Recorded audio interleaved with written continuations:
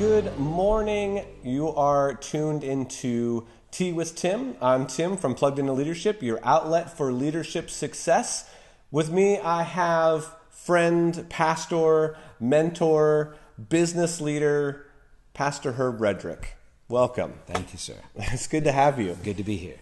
So one of the things that I like to do on Tea with Tim is to kind of dive into people's stories and get some leadership insight from others. And this gentleman sitting next to me has been a huge influence in my life over the last year. I have learned so much about leadership, so much about my relationship with God from him.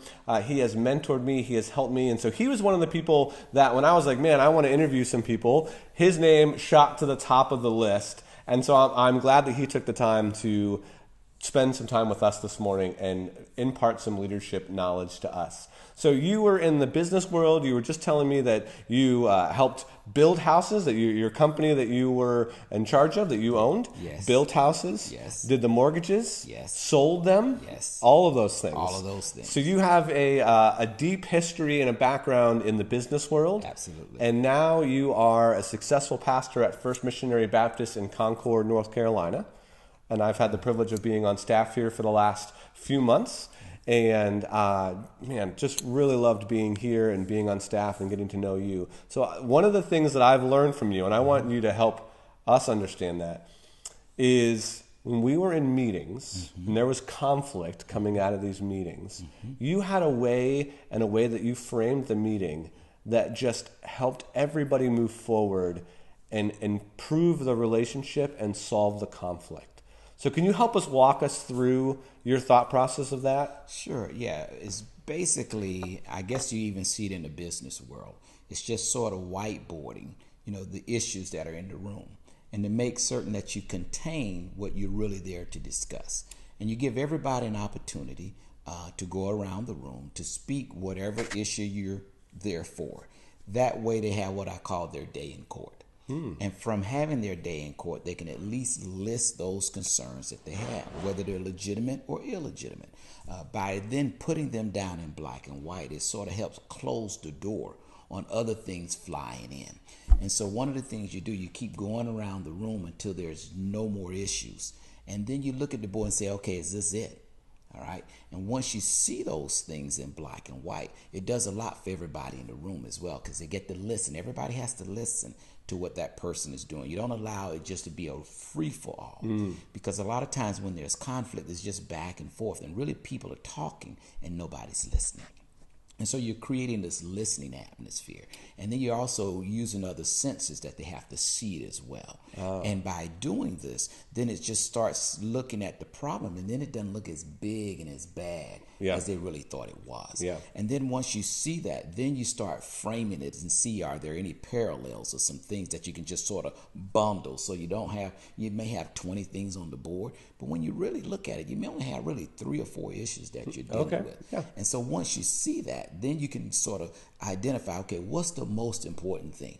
And I always want to know that. If we don't leave here with anything else resolved, what's the most important thing?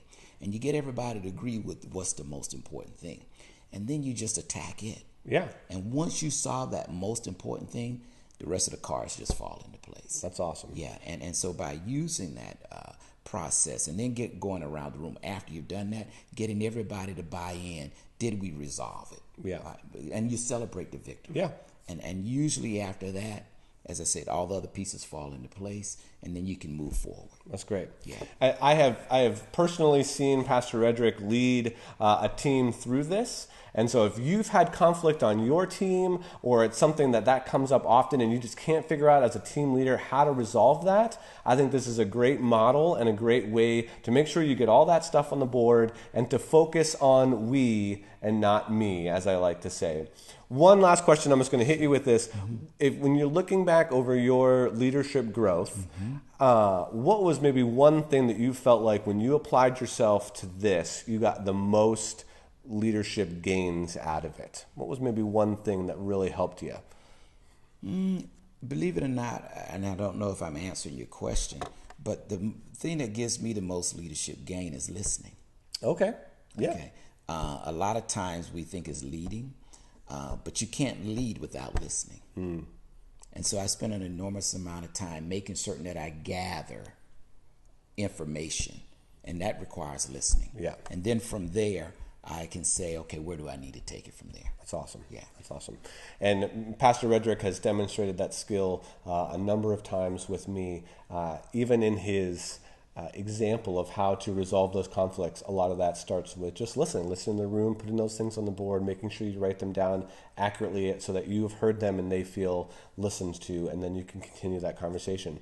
Pastor Rhedrick, thank you so much for being part of the Tea with Tim show. Thank you for having me. As always, if you share this video, like it on iTunes podcast, if you're listening to it on a podcast, you will be entered into the weekly resource drawing that happens on Friday, where you can get free leadership resources. And I am looking forward to seeing you tomorrow. Thank you.